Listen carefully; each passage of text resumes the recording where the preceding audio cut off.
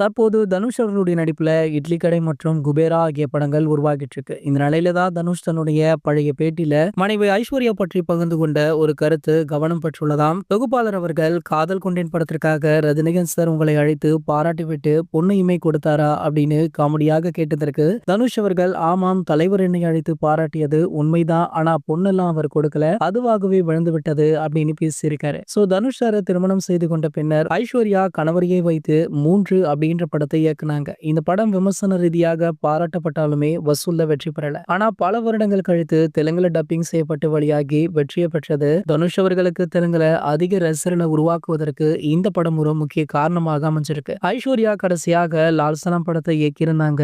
மிகப்பெரிய எதிர்பார்ப்புகளுக்கு மத்தியில் வெளியான இந்த படம் பாத்தீங்கன்னா பட தோல்வியை சந்தித்தது. மேலும் தனுஷ் அவருமே விவாகரத்திற்கு பின்னர் படங்கள் இயக்குவதில் தீவிரம் காட்டிட்டும் இருக்காரு. அந்த வகையில இவர் ஏற்கனவே இயக்கிய பாப்பாண்டி படம் வெற்றி பெற்ற நிலையில தன்னுடைய 50வது படத்தையுமே அவரே டைரக்ஷன் பண்ணி நடித்தாரு. இதனைத் தொடர்ந்து தற்போது தன்னுடைய சகோதரி மகன் ஹீரோவாக நடித்துள்ள நிலவுக்கு என்மேல் என்னடி கோபம், இட்லி கடை ஆகிய 2 படங்களை டைரக்ஷன் பண்ணிட்டு இருக்காரு. சோ இந்த படங்கள் பாத்தீங்கன்னா கூடிய விரைவில் வெளியாக உள்ளது அப்படின்றதுமே குறிப்பிடத்தக்கது. இது போன்ற சினிமா செய்திகளை பத்தி நீங்க உடனே தெரிஞ்சுக்க நம்மளுடைய ட்ரெண்ட் செட்டர் அப்படின்ற நம்ம சேனலை சப்ஸ்கிரைப் பண்ணிக்கோங்க.